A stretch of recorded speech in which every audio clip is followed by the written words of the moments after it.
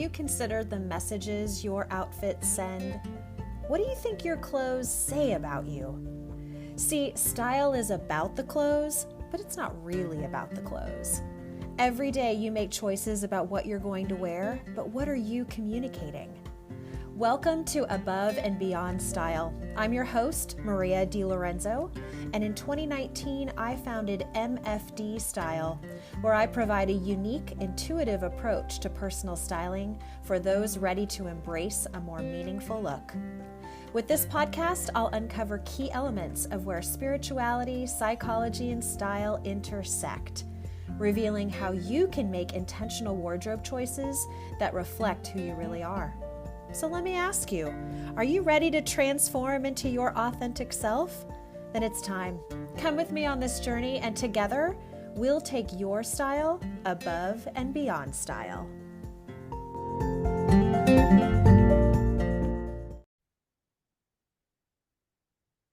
Hey everybody, welcome back to Above and Beyond Style. Again, season 5, here we are, really trucking along this season, trying to give you these new ideas and new kind of concepts to think about your right next step and what it might look like for you to take the right next step when it comes to your style, to your life, to kind of whatever is operative for you right now. And this has been a really fun season for both Missy and I, as we've been just exploring a lot of different concepts and ideas for you, some that have been very practical and very like style oriented, and some a little bit more kind of in the heady space, spiritual space, kind of really kind of conceptually giving you some of these ideas to kind of toss around in your own life. So join me in welcoming back one of my favorite conversation partners, Dr. Melissa Carrick. Missy, welcome back. Thank you. So great to be here as always.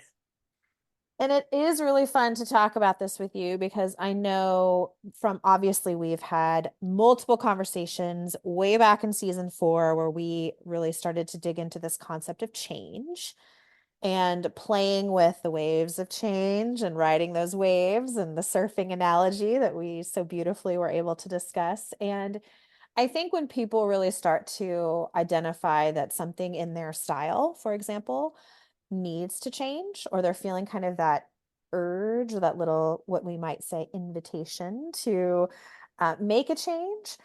One of the things that feels important, and this kind of came up between you and I just thought this is the perfect topic for us at this juncture in the podcast, was to sort of help people orient themselves to like, how do I get to that place where I'm going to make this change? Or we've given them so many really fun ideas about where they could begin this change. But even more conceptually, it was about starting to notice some of the things that were operative in our lives, like right here and now. And one of the things that I think many people, I'll speak for myself in this regard, that sometimes when I think about change, it feels like, ooh, change is like way out there. Like I'm going to have to do all these steps and all these things to like get myself to this place of change. And I don't know that that's actually true or accurate. And in our conversations, it's been really interesting to notice that sometimes the change that needs to take place is like literally right there. And what I mean by there being like super close and super like almost like if you could just shift your shoulders to the right, it'd be like right there. Shift your shoulders to the left, it's like sitting right next to you. And so it's this orientation towards not the thing that's like way out there, but it's actually just noticing and paying attention to the things that are right here. And so for you, I am curious about, have there been examples in your life where you have sort of noticed that the right next step really was just taking notice of the thing that was like right there? Yes, and I'm laughing right now because literally this is the story of how my life has actually evolved. Mm. And I'm so thankful that you've asked this question because it's a great reminder for me of, oh, that actually literally is how my life continues to work is the next right step that's so obvious it's right in front of me because I'm focused on something out there or the big change, or I'm just not even looking and it's Yeah. right under my nose. And it's fascinating as you were talking, Maria. I will give an example if it's okay from my own Please. life, or a couple examples, but it reminds me of I was looking for, I actually was applying. We had to do this summer internship, and I was like, okay, what am I going to do for my summer internship? And I picked this school in Hawaii that I was going to be a chaplain, right? So I got all the application materials and I set aside one Friday when I didn't have class. I set aside, as I called it, Get a Job Friday. And in Get a Job Friday, um, I wound up going to my chiropractor first. So I went with my bag of stuff and my supplies and my application and my computer. And it was actually in on Charles Street. And I was going to my chiropractor. And I wound up spending all morning there. Mhm. And we had this great conversation. There was a young doc who was there, and he was covering, or maybe he was an associate. And we wound up talking, and actually, we wound up, shh, don't tell the doc on Charles Street, but we wound up skateboarding down the street when there were no patients. So the young Cairo was riding my skateboard, and we were talking about philosophy and diet and nutrition. And I didn't even fully realize, Get a Job Friday, I'm spending much of the day at the chiropractor's office. And there were other little markers like that too, including I practice a technique, neuro-emotional technique, and it's one of my primary techniques. I actually now have started teaching for them, was invited to teach a couple years ago for them. Mm. And I run a mind body research foundation that researches that technique, among other things. Um, so, what's interesting is that in chiropractic school, it was my first trimester, maybe. It was definitely during my first year. Dr. Scott Walker, was on campus, on a chiropractic school campus for the first time. And he said, somebody grabbed me by the hand and was like, hey, Dr. Walker's coming. You got to go see this. And I was like, Doctor who? What are we talking? Who? What? And I went into this auditorium type classroom, and there's probably 80 some people there. And Dr. Walker's there. I had no idea what this is about. He's the founder of NET. And for whatever reason, I raised my hand to be the demo, and I was the first person that he demoed on. So I'm in this auditorium full of all these people and in front of everyone, and being the first demo with a man now who is my one of my closest mentors. Mm. There were other people there that were on the board that I now am the president of that board. So it's like the magic starts of all of that, where it's like these moments where I wasn't even fully present, fully aware. I just chose to say yes to an Yeah. invitation that was coming my way. And it started a pivot that I didn't have to generate energy to make, that I didn't have to do. It was just right in front of me. We sold our house a couple years ago the same way. And my husband just said, hey, looked at me, you want to list our house? We'd never talked about it before. And I said, yes. And that was obviously Yeah. a bigger obvious step, but somehow it also avoids the paralysis of analysis. Yes. Oh my gosh. And I just love the synergy of that. Like it just arrived, right? There was Yeah. this, you didn't have to go on this big hunt, grasping, efforting. Where is it? How am I going to find it? Where do I sort this out? It just sort of arrived. And the beautiful part of, I love this phrase that you used about magic starts. And there is a little bit of magic to all of this. And I think the more we've talked about this kind of coincidental, which I don't believe now is coincidence, around where I see numbers and signs in the universe that I think are really trying to communicate certain messages. I think these magic starts are little winks or, kind of glimmers toward, hey, if you just kind of notice this little thing, like this will help take you kind of down the road that is ultimately for you. And that is a really beautiful, magical place to be, like living your life, as opposed to constantly in this like hunting and gathering phase of like, where am I going to make all this happen? How does this happen? How do I find the style? Where am I going to find my essence and my authenticity? How am I going to figure out what I want to do with my life? Like all the magic questions that we've been asking. And yet here it was just sort of next to you. And all you had to do was sort of like pick up the invitation and say, oh, well, maybe I'll do something with that. Well, and it's interesting because there wasn't a ton of thinking Yeah. involved with it. And we all have, we've talked about human design and we all have our different ways of responding. And especially for me, it's the instantaneous kind of whisper that's there and respond to the whisper and say the yes and kind of feel it in my body. Whereas for my husband and his particular human design type, which is Yeah. a thing, but my husband is a uh-huh, uh-uh. It's like a very guttural, and it happens non-cognitively. It's not a rational thing. It's like listening for his own response. And when we started learning this, this technique of human design or this study of human design, Yeah. it was right away knowing he does it. So to your point, Maria, it's about tuning in and noticing not just where the invitations are or where the magic is. Even when we were talking about this episode, Yeah. right? We had another possible topic that we were going to do, and it's tuning into what's your body like? What's your facial expressions like? How's it feel Yeah. in your body?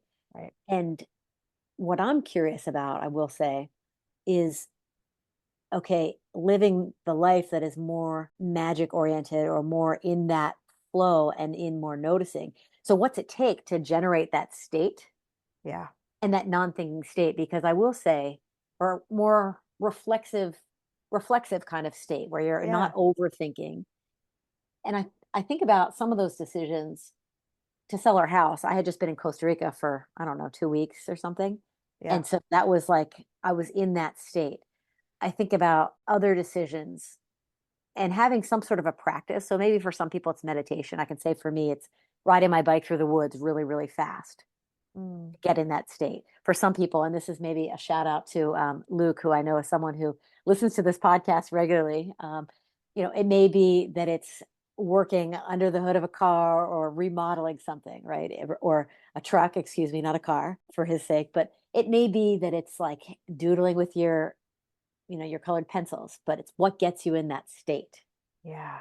Yeah. And having a practice of it, right? Yes. And being able to continue to sort of allow yourself to be in that space of, okay, well, what is there?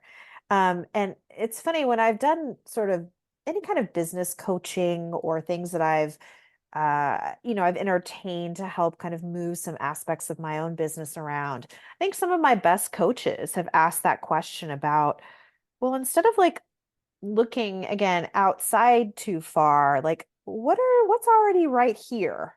And like what's already happening in your business? What kind of things are, exciting you? What are the things that are like right here and sort of tangible, but you're not really like picking up and running with them? And that to me was such a resonant question. And especially for when I'm working with my clients in the style space, I try to make this be as accessible and easy as possible because anytime you're amidst some version of change, particularly as we're talking about style and evolving our style and really having it be in connection with like our own authentic selves, there's always going to be some aspect of sort of figuring out like how does that work? Where am I going to go with this? How complex does this need to be? And it's like actually it doesn't have to be very complex. It can just be sort of stopping and noticing some of the things that are here. So let's give a couple examples in the style space. I was working with a client not too long ago. And, one thing that she was kind of a capsule wardrobe type person, really enjoyed the concept of like minimal colors and minimal style, but just loves the mixing and matching with ease and it really served her. I really feel strongly that that kind of like recipe worked for her.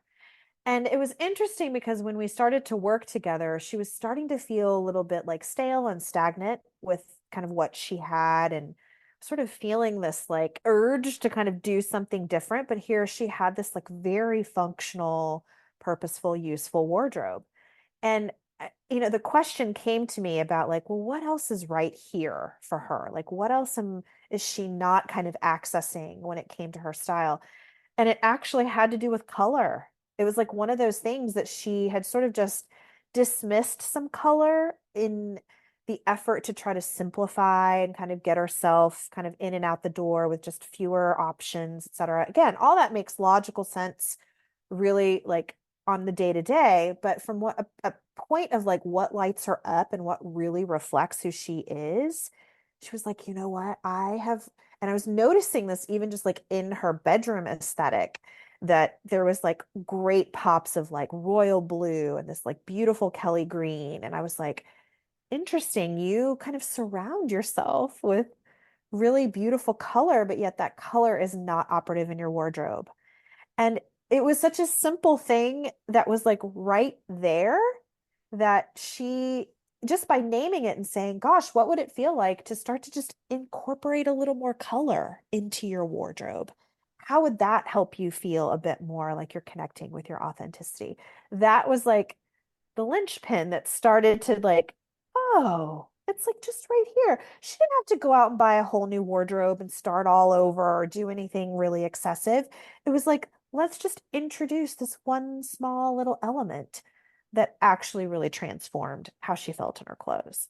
And that to me was such a great example of like, it doesn't have to be this big thing, this big transformative thing. It can be a step that is like literally right there. The second example, if I may share, is actually from my own personal story around my own business and my work in working with clients in this style space.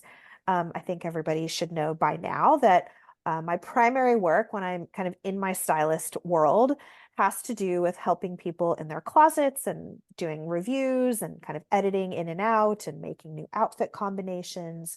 And I really love this space. It's kind of where I get lit up and super enjoy helping people get clear about what's in their closet and kind of feeling reinvigorated by that.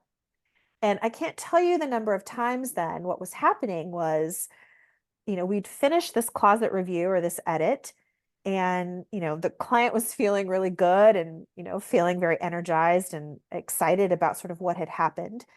And it was a literal like, let's turn around in the room. And she or he would say to me, well, what else can we review or edit? And if you live in a home or you own your own home or rent, everybody has places, spaces, etc. in their homes that need a little bit of tweaking and some editing and help, right? Whether it's your hall closet to your garage, your attic, like it doesn't matter, right? There's always other spaces that need that kind of, energy.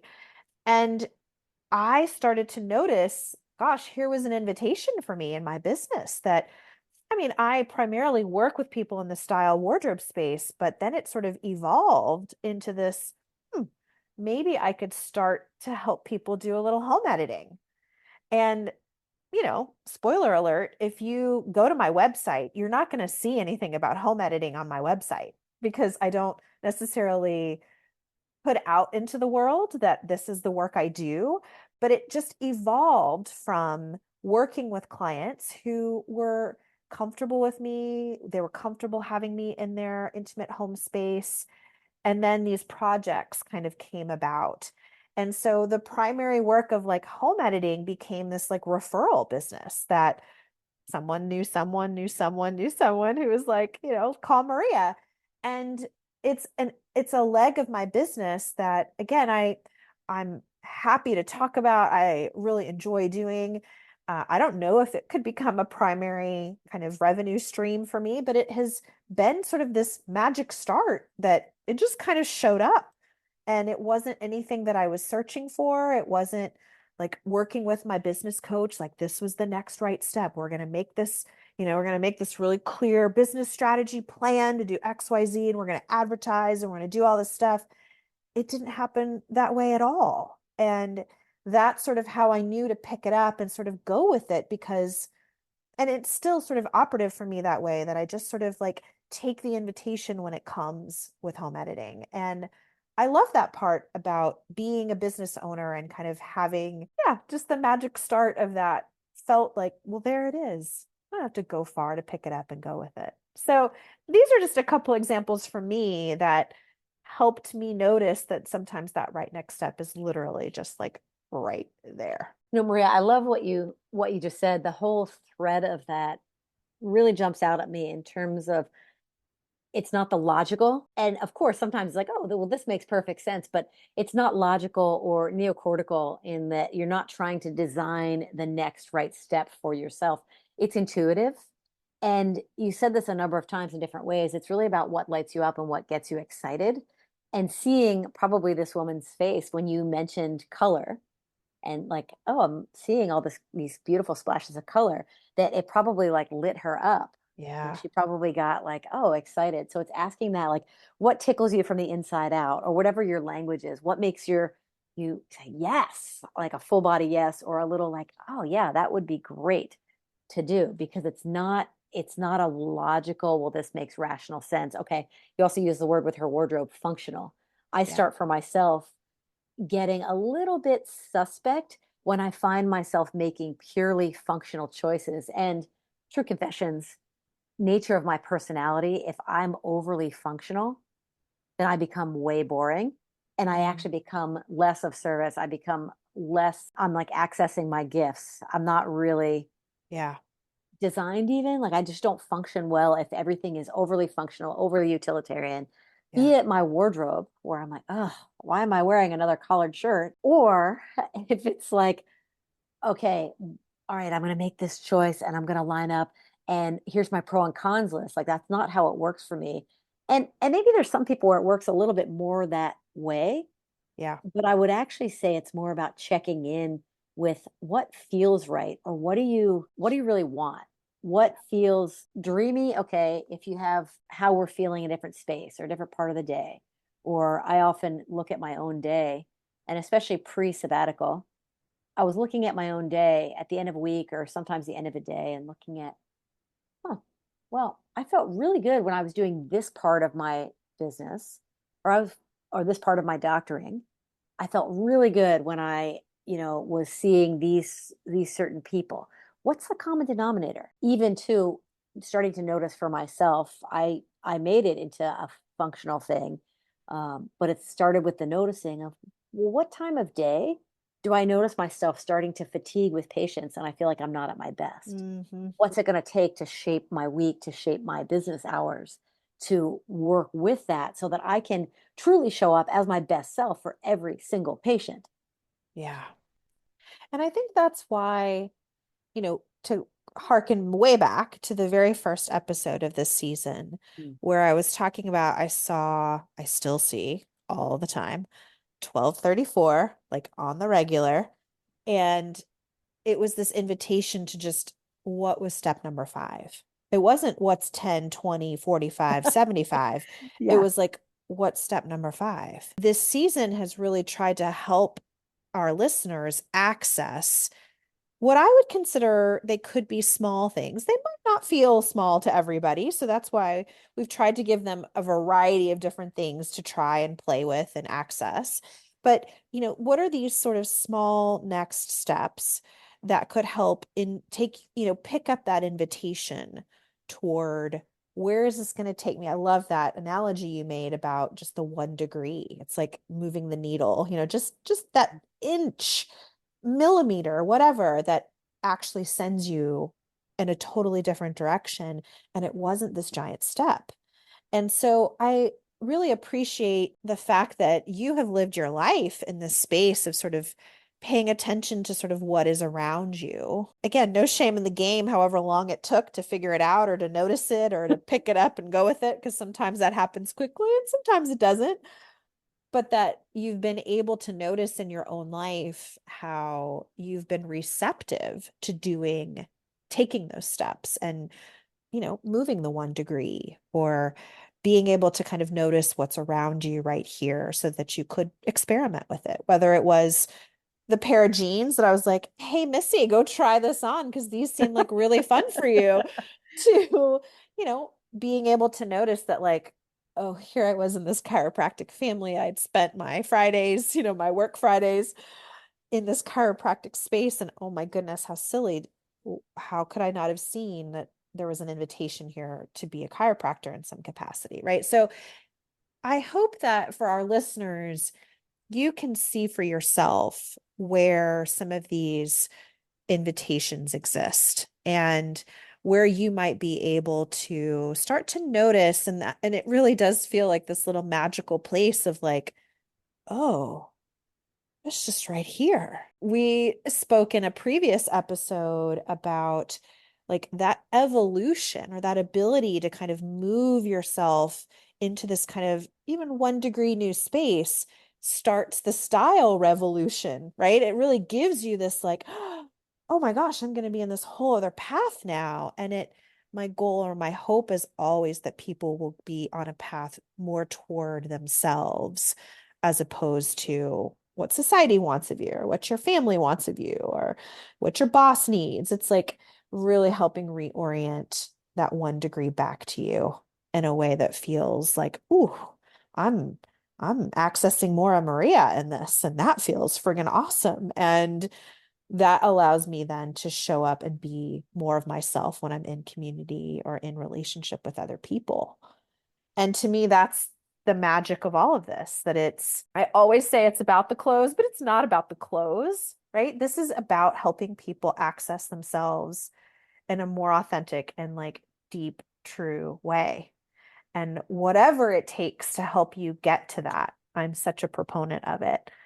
But I also recognize that like you got to go for it.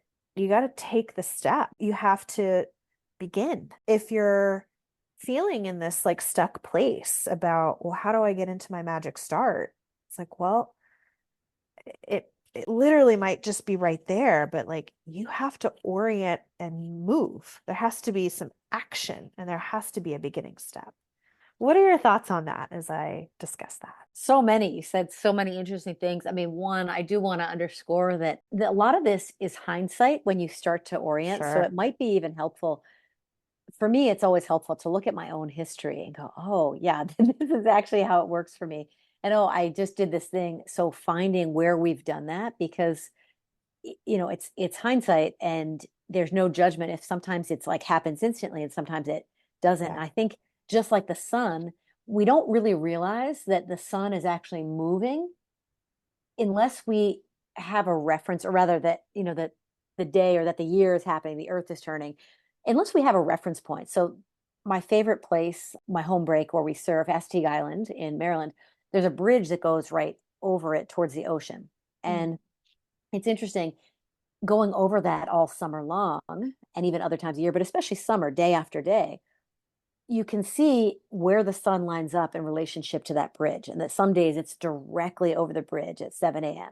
and you're heading directly into the sun. And later in the summer, the sun is in an entirely different spot in relation to the bridge, heading over it at 7 a.m. And Mm. so we have that sort of time ability to time track. And I think that we can intentionally apply that by looking at our history Yeah. and getting our magic start by realizing, oh wait, there's other points in our life where I took that one little step. And case in point, I had lunch with a dear friend of mine on Friday. My husband and I both had lunch with her, and it's fantastic. Always catching up, fellow business owner, owns multiple clinics. We were talking about the past couple of years, and there's a few projects that have been brewing for me. I've been entertaining these different kind of what's next, what's Yeah.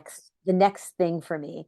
And from my perspective, I'm like, well, I've been kind of doing the same thing. I've been hanging out for the past couple of years and certain facets of life being in a little bit of a holding pattern, and some due to family illness, some due to other life Sure. things. My friend Sarah pointed out, she said, no, I don't think that you've been like hanging out. Like, let's get one thing clear. First of all, you've done this, this, and this. And she was listing off activities. And then she also said, sometimes there's a marinating process, Mm. and I would equate that marinating process to the compass, that when you turn the wheel 1 degree, you don't always realize that you've turned it 1 degree when you've Yeah. actually turned it. And then all of a sudden you're charting into new and exciting territory. Yes. So it's this, okay, you can't always see it. So I'm just underscoring that, like you said, it's hindsight and no judgment. Sometimes it feels like it's taking forever and it may not. The sun is still like tracking to a different place on the bridge. The seasons are still happening. There's still movement happening, even if you can't feel it. It's looking at, I love, it's like, what's 1 degree back to you? And that may be something silly. Like for me, obviously, I think I'd shared that I worked with a stylist way, way back Yeah. and a little bit, maybe not quite ruthless, but it was from what not to wear. And so getting getting rid of getting rid of my like khaki pants and my colored shirt addiction was definitely a big, big step.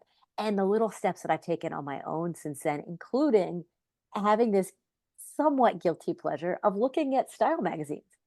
And I'm Yes. never going to wear, I mean, right now, what there's like the pantsless trend.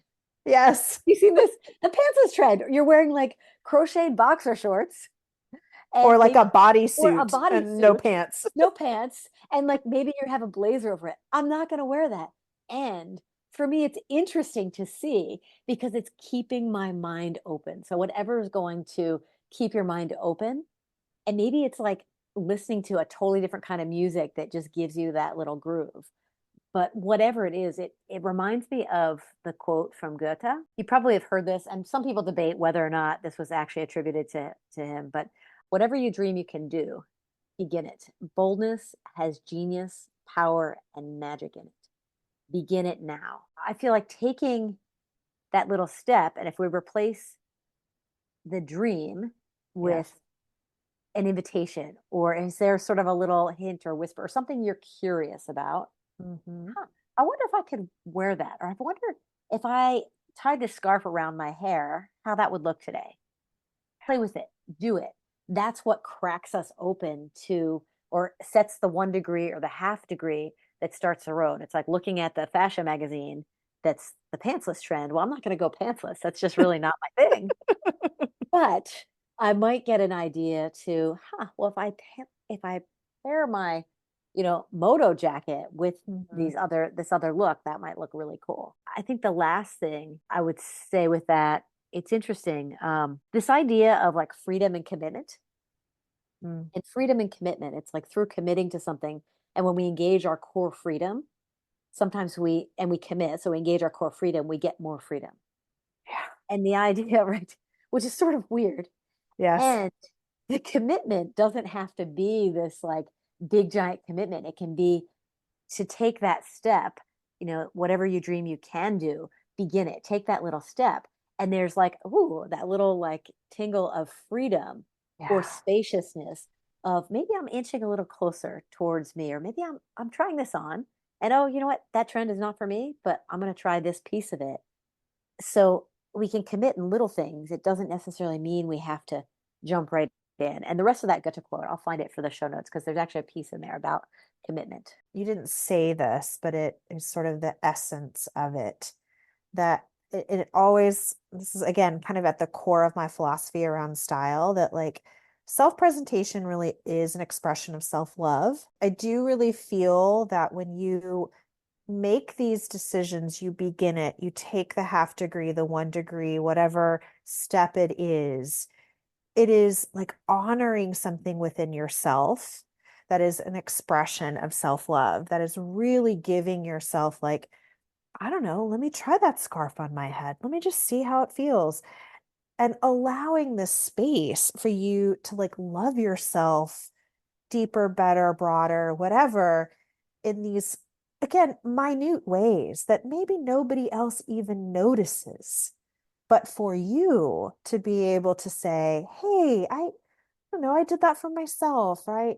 I tried that, or I experimented with my denim and I tried to wear color. And I'm harking these back to style things, but there's so much more that could be said about these half degree, 1 degree little efforts, that next step that's literally right here, that if you're willing to kind of step into it and begin it, it really is such a beautiful vote toward yourself. It's like a vote of confidence and a like, I'm casting my vote for me. And it's that lovely sentiment of really kind of believing in who you are and that you have the right and the freedom to try and experiment with some new things just to see if that accesses a deeper part of who you are. And this to me is a lifelong process. That's why it's never stagnant. It's people ask me all the time about like, well, you know your style, like how many more times are you going to be experimenting or trying? I'm like, I experiment and try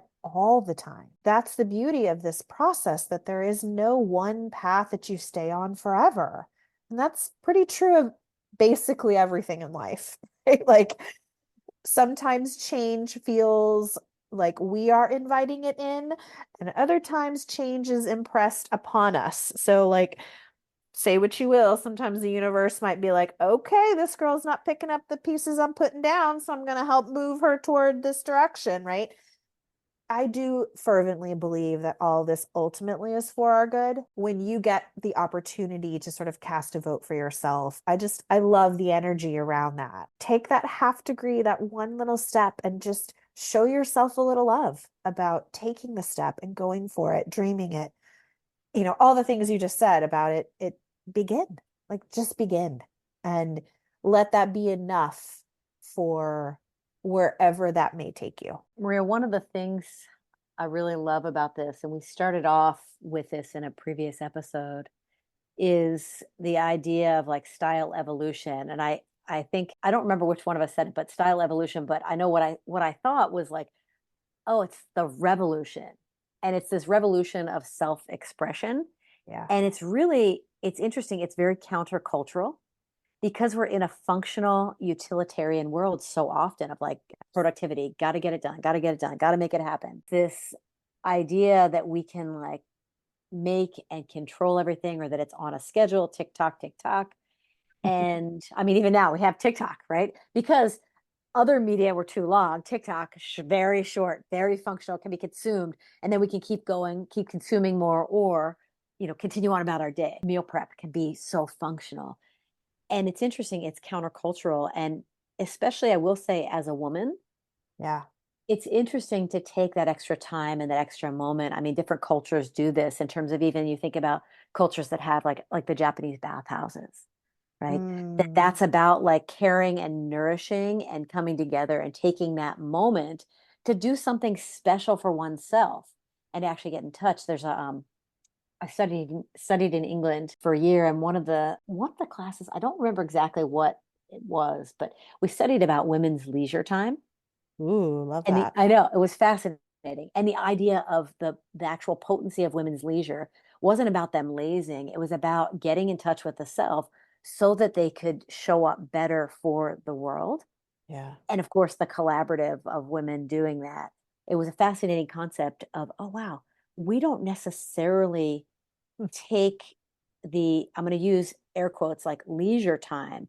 And what Yes. you're saying is not leisure like it's frivolous. It's leisure time in that it feeds ourselves Yes. and it takes a minute to just contact that part of you that the world needs. Like the world, there's only one Maria. The world needs that one Maria. So you experimenting and accessing your more authentic self, it really is one small step of revolution for not just you, but for all of the people that you touch and then the people that they touch. And maybe it sounds trite, but it really is No. like the missing ingredient in a world that has become so AI, like Yeah. AI, so functional. Okay, by the way, here's your meal kit and not knocking that, right? But it's just here's your functional meal kit so that you can make a perfect meal in 30 minutes or less. Here's like all the automated things that we have. I think this is why I'm sure it resonates with me so deeply is because I'm an Aquarius. And the Aquarius, if those of you Aquarians out there, I'm loving you, that it really always has to do with the collective energy, and like the energy that I place into the world helps rise the collective energy that is out there. And it's exactly what you've just said. So I very much resonate with that concept and feel inspired by it. And maybe that's why this season really spoke to me and why it felt important to share with people about how can you access some of those smaller things within to help raise the consciousness of the collective simultaneously, because by doing that for yourself, you're doing that for everyone you're in relationship with, and kind of that pay it forward kind of concept. So I guess I would say, as we wrap up this episode, that I have an invitation to our listeners about your magic start. Like, Where are the steps that are literally just right there for you? That maybe they just arrive and just sort of show up. Maybe all it takes is something for you to notice, or maybe your best friend pointed it out to you 3 weeks ago, and it's like now dawning on you that, like, oh, you're right. She was talking about that, or he was talking about that. And so giving yourself this little space to sort of notice that the right next step may not actually be really far or complicated or way out there, that it might just actually be right next to you. And it's just begin, you know, take the 1 degree, take the one step and find number five and get yourself kind of oriented toward it so that there is an opportunity that can begin for you. And so, Missy, I'm so grateful for your contribution to this conversation and all the ways that your own life has sort of been a magic start. I hope that gives you inspiration and joy just hearing that, because I don't think everybody has that. So kudos to you and your own evolution. You are such a fun partner to have on the podcast, and especially within this topic. So thanks for today. Oh, thanks so much. So inspiring and great reminder for me to carry forward in my day. So, friends, we are grateful for you joining us. We look forward to connecting with you next time, but don't forget about where your magic start may be. Thanks so much for listening today. If you enjoyed what you've heard, I would appreciate you taking the time to leave a review on the podcasting platform you're using, and share this episode with others who you think might really enjoy these conversations about personal style. For more information all about MFD Style services, you can find me on the web at mfdstyle.com, on Instagram at mfd_style, where I post almost 5 days a week, or send me an email at maria@mfdstyle.com. I also have a weekly email I send to subscribers, so I will include the link to that sign up in the show notes. So until next time, friends, remember to love yourself and then love yourself some more.